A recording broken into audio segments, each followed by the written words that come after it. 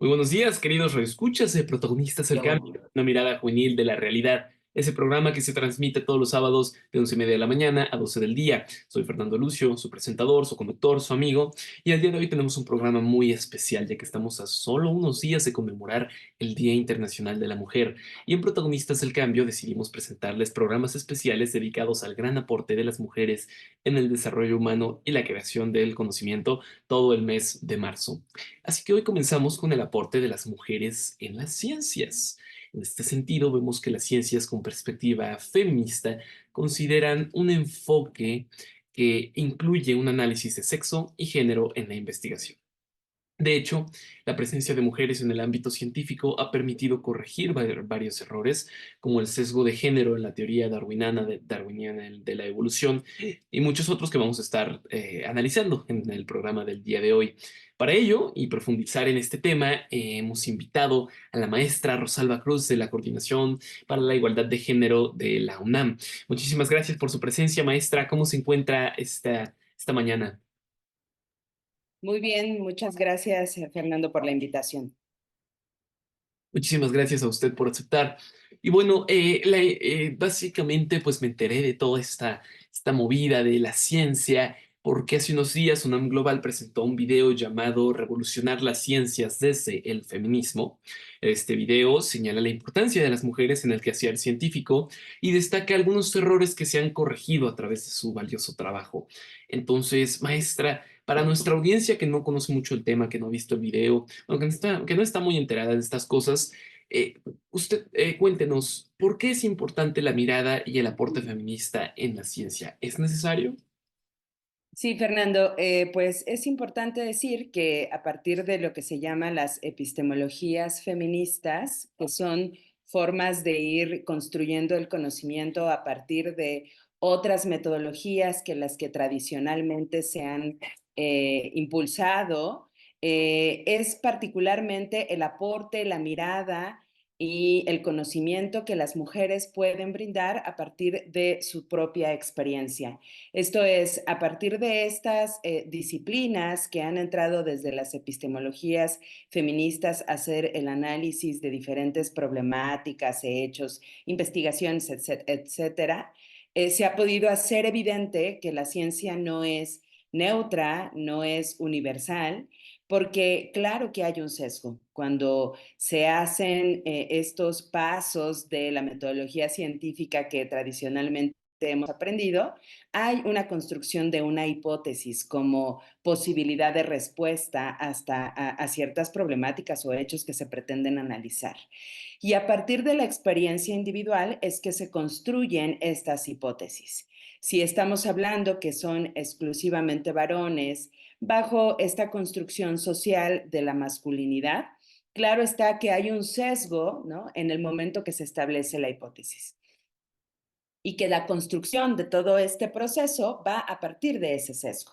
Por ejemplo, recientemente diferentes investigadoras de ciencias exactas, de ciencias o que han hecho procesos de investigación en laboratorios, han hecho evidente que el análisis, por ejemplo, con roedores, se ha hecho tradicionalmente con roedores machos.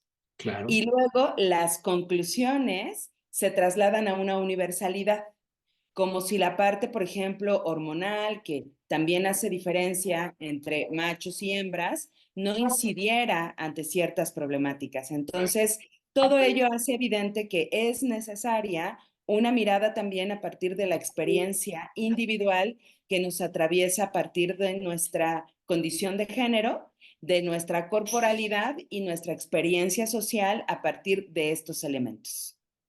Pues mire qué interesante cómo desde algo que uno se podría plantear que no deja consecuencias, pues mire cómo afecta directamente, ¿no? Afecta directamente y no puede haber una universalidad completa y neutral de la ciencia sin estar, sin estar los experimentos, bueno, o las pruebas igualadas, ¿no? Que tengan esta esta inclusión de lo que es, como bien dice, pues las hormonas cambian completamente toda la estructura, o sea, bueno, toda la estructura, por ejemplo, de reacciones en el cerebro. Bueno, yo no sé mucho de ciencia, pero pues me imagino que tiene un gran impacto. Y mire qué importante. Y háblenos, cuéntenos un poco más también sobre estos sesgos de género, ¿no? Lo que usted llama en estas entrevistas ceguera de género, ¿no?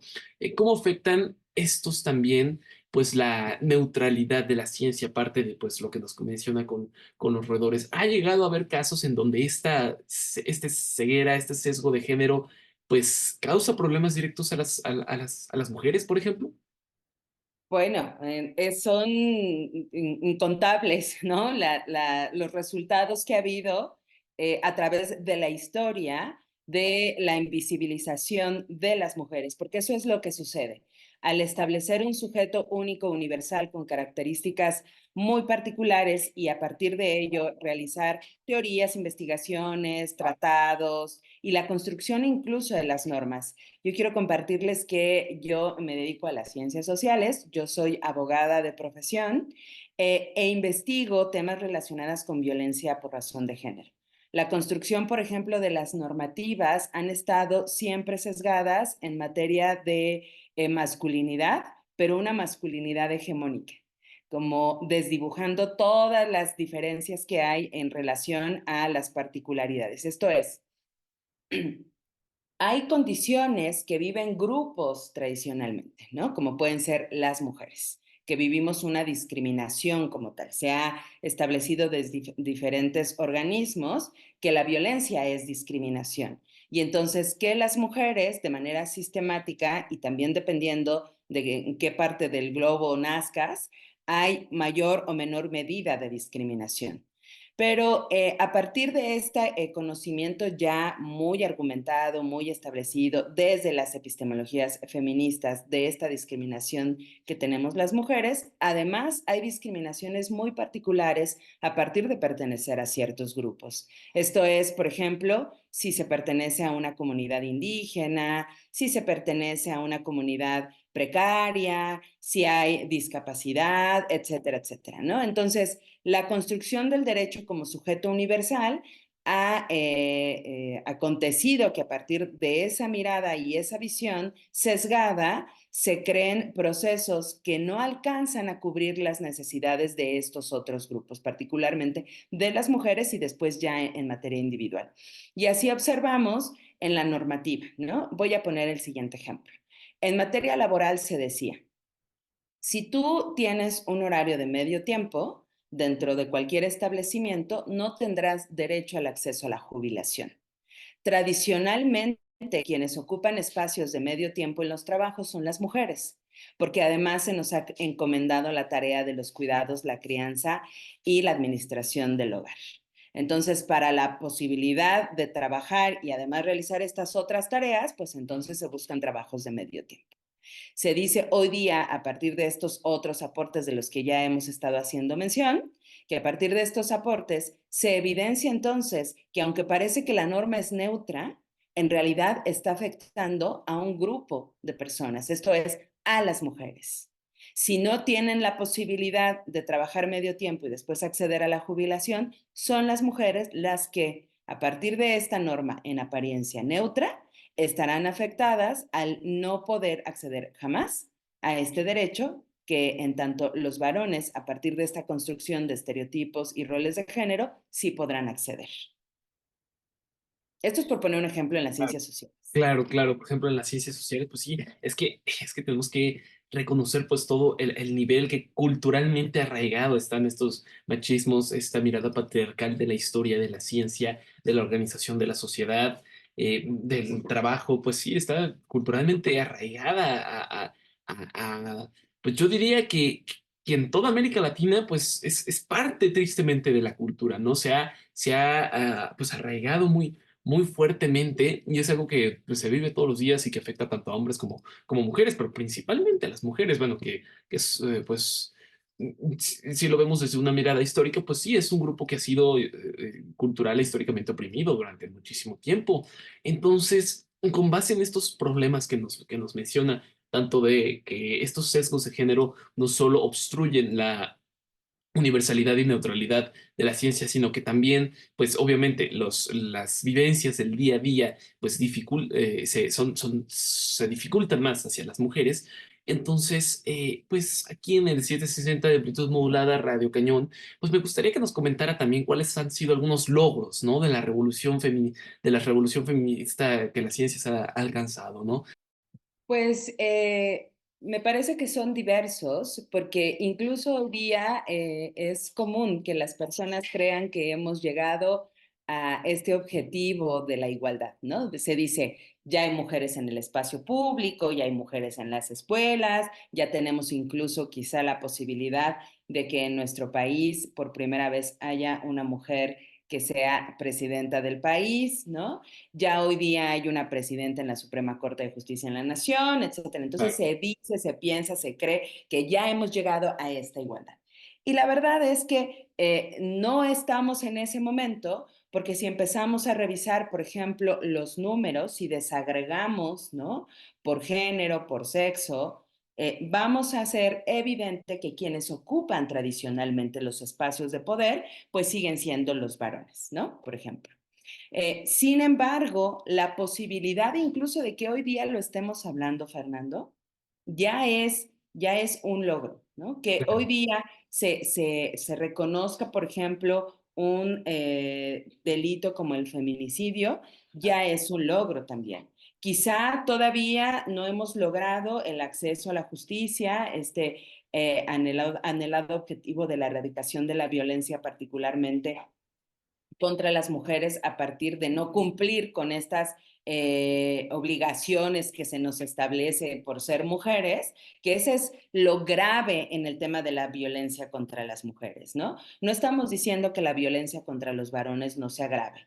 El tema es que con las mujeres la problemática es que son personas queridas, que son de su círculo primario, que está relacionada la motivación por no cumplir con el estándar de ser mujer. Esto es, como tradicionalmente se dice, las mujeres van dentro del hogar o al espacio privado, cuando están fuera de él, entonces la justificación es se lo buscó, ese tipo de cosas que hoy día podemos hablar y que incluso ya se encuentra dentro de los marcos normativos que incluyen la posibilidad de que en las escuelas o en los espacios de decisión, como puede ser el Poder Judicial, algunos lugares también de dependencias gubernamentales, como es hoy día también el Congreso de la Unión, tengan incluso cuotas de género, ¿no? Y que es sumamente importante, aunque yo pienso que detrás es triste pensar que si no existiera esa norma, aún así no se permitiría la participación de las mujeres. Pero justo por eso se le llama una estrategia contra la discriminación y que además tiene que ser temporal. Esto es, en tanto se logra que de manera natural la participación de las mujeres en los espacios de decisión surja, entonces, como no es de manera natural, tenemos normas que establecen esa obligatoriedad de la paridad, ¿no? Y que eso permita entonces la mayor participación para que la construcción de la política pública, de las normas, de la posibilidad de acceder al conocimiento en las universidades y que eso trascienda incluso en el ámbito del trabajo, por ejemplo, de la participación social, eso hace que hoy día sea un logro que además es un logro desde, estamos hablando muchos siglos atrás, ¿no? Porque antes no se hablaba de eso, ¿no? No se mencionaba que había un trato diferenciado, incluso se cuestionaba la posibilidad de que las mujeres pudiéramos participar en espacios de decisión y fuera del hogar, ¿no? Como bien dice, que ya existen espacios libres donde se pueda expresar la opinión, donde se pueda compartir este tipo de temas, que exista la tipificación del feminicidio, que exista, bueno, un poco más de conciencia a nivel general sobre pues estas violencias que sufren las mujeres es muy importante, pero como bien dice, también aún falta que aprendamos como sociedad que la equidad y la paridad es súper importante, sumamente importante, y no es algo solo de derechos humanos, por así decirlo, es que todas tenemos la necesidad de participar, ¿no? Todos tenemos libertades consagradas en la Constitución, todos tenemos derecho a opinar, entonces no es algo como de que solamente como bien usted dice, tengan que existir estas reglas de paridad, sino que debería ser normalizado que todos tenemos que aportar y opinar nuestras soluciones para pues, construir un país mejor, ¿no? Y también otra cosa que mencionaba que se me hizo muy interesante destacar es que luego salen personas que dicen, no, es que sí, las mujeres sufren, pero los hombres sufrimos más. Y bueno, estas cosas que siempre tienen que salir tristemente. Y a mí me parece sumamente ridículo, ¿no? Porque no estamos en la primaria. El que exista un problema no invalida el otro y viceversa. Es que estamos, bueno, los mexicanos, las personas de este mundo de la actualidad, desde hace mucho tiempo, estamos rodeados de problemas por todos lados. Y es nuestro deber, pues, tener un diálogo intergeneracional, pues para podernos unir y solucionar estos problemas de manera proactiva, para poder no solo preocuparnos de estos problemas, sino ocuparnos, ¿no? No es como que sea una competencia de ver quién sufre más, porque no es así, es que simplemente hay realidades y estas realidades son que existe muchísima discriminación, muchísimo machismo, muchísimo racismo. Como sociedad tenemos casi todos los ismos que podamos imaginar y yo creo que pues es necesario abrir los ojos, ¿no? Y empezar a darnos cuenta de que es importante de que todos como mexicanos nos empecemos a involucrar en estos temas, hablar de estos temas activamente, sin ningún tabú, porque eso es lo que nos hace generar conciencia, ¿no? Poco a poco se genera conciencia. Y hablando justamente de este tema de la paridad y de las mujeres en la ciencia, pues las mujeres en la ciencia hay cifras terribles sobre su participación. Por ejemplo, según datos del Instituto Mexicano para la Competitividad en 2022, 1,5 millones de personas estudiaban una carrera en ciencias, en ingeniería, matemáticas y tecnología. Pero de todos estos, solo 33,17% eran mujeres, ¿no? Así que en este contexto, pues aún no tenemos el grado de paridad, de equidad que nos gustaría, que sería ideal. En este caso, pues yo le pregunto a usted como experta, nuestra experta invitada en este programa el día de hoy, pues, cómo podríamos fomentar que más niñas y mujeres estudien las ciencias desde casa, desde las escuelas, ¿no? Cómo empezar a fomentar más participación en estos ámbitos. Esta pregunta que haces, Fernando, es fundamental en términos de cuando se ha hecho evidente que la construcción social del género asociado al sexo que se nos indica cuando nacemos es problemática en términos de que empieza desde nuestro primer entorno, que puede ser la familia, nuestra comunidad, donde se nos va construyendo qué es ser niña, qué es ser niño, ¿no? Además con este binarismo, porque hoy día sabemos que hay un espectro muchísimo mayor entre mujeres y hombres, ¿no? Que pues no es materia de conversación del día de hoy, pero que sí me parece importante que lo resaltemos para poder explicar lo siguiente. Sí, desde que estamos siendo niños, niñas, incluso desde que estamos en el seno materno y se notifica la posibilidad de ser niño o niña, se empieza a construir un imaginario alrededor de esta persona, ¿no? Y se va perfilando también hacia dónde se tendría que caminar desde la primera infancia. Y entonces, desde los juguetes, desde los colores que se usan, y entonces se va construyendo en la persona también la posibilidad de dedicarse o no a una cosa, ¿no? Y entonces por eso hoy día se dice que una estrategia fundamental es empezar a trabajar el tema del género desde la infancia. Claro, a partir de las condiciones particulares de infancia, ¿no? Esto es no con tecnicismos, no con términos abstractos, pero hacer evidente que las niñas pueden jugar fútbol, que las niñas pueden ser científicas, no pueden ser astrónomas, pueden ser matemáticas, o sea, que se pueden dedicar también a la ciencia, que no solamente aquellas otras tareas universitarias que exclusivamente están relacionadas con el cuidado son temáticas de mujeres. Por ejemplo, ser enfermeras, ser maestras, ser trabajadoras sociales. Si vemos ahí también los números, allá hay un sesgo. La población de estas profesiones es preponderantemente de mujeres. Y cuando revisamos ciencias exactas, como decía hace un rato, ahí vemos que la población es preponderantemente de hombres, porque se va construyendo esta posibilidad exclusiva como única alternativa y destino de vida de las mujeres a partir del género y que además trascienden la vida profesional, porque también no tiene el mismo valor social, es decir, no se mira de la misma manera cuando eres el ingeniero a cuando eres la trabajadora social. Aunque estemos hablando de profesiones a nivel ya de licenciatura, por ejemplo, ¿no? Hay una mirada distinta cuando eres el médico a cuando eres la enfermera, porque ahí vemos los sesgos. Pero además se pone peor todavía cuando llegamos a los posgrados, porque en esta construcción de género, entonces, alguien puede, una mujer puede llegar a acceder a una licenciatura, pero si además decide construir una vida de familia, no significa que el haber podido participar en el espacio público se le haya relegado o se haya más bien realizado un pacto de corresponsabilidad para el cuidado y la administración del hogar. Por eso hoy día, cuando se habla desde las economías feministas, es decir, desde las ciencias económicas, la tarea del cuidado como un derecho, también se ha hecho evidente que las mujeres salimos al espacio público, pero los hombres no entraron al espacio privado a realizar tareas de cuidado. Y entonces sigue habiendo esta doble exigencia para las mujeres que va restringiendo también la posibilidad del desarrollo profesional, académico y luego profesional. Entonces, si revisamos ahí en el tema de los posgrados, entonces se pone todavía muchísimo más complejo porque las mujeres entonces ya nos vemos limitadas a acceder a esta otra posibilidad académica. Tiene toda la razón en lo que menciona, sin duda, pues hay todo un tema, de nuevo, en lo que es pues el desarrollo académico y profesional de las mujeres. Y a mí me gustaría que para ya ir cerrando este programa, pues nos diera algún mensaje, ¿no? Para las mujeres y niñas que están escuchando este programa, que son muchas, tenemos un gran público aquí en Protagonistas del Cambio, entonces le daría un mensaje pues a estas radioescuchas justo en este momento. ¿Qué les diría?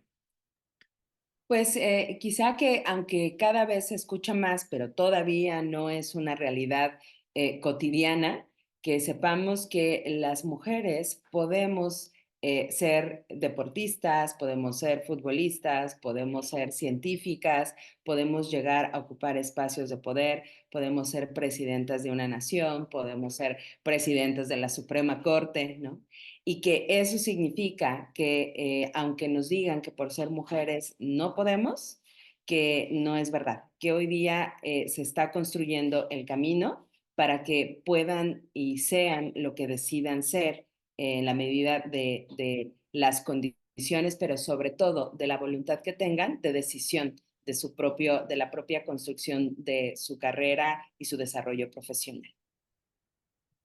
Excelente mensaje, pues muchísimas gracias. Y tiene toda la razón. Pues sí, todos podemos, todas y todos podemos ser lo que queramos, ¿no? De eso se trata la vida y pues a sacar a relucir nuestra pasión y nuestro talento y nuestro esfuerzo, pues por lo que queremos alcanzar. Creo que eso es lo más importante, independientemente del género. Pero pues claro, hay que tener esta mirada, esta perspectiva de género sumamente importante, pues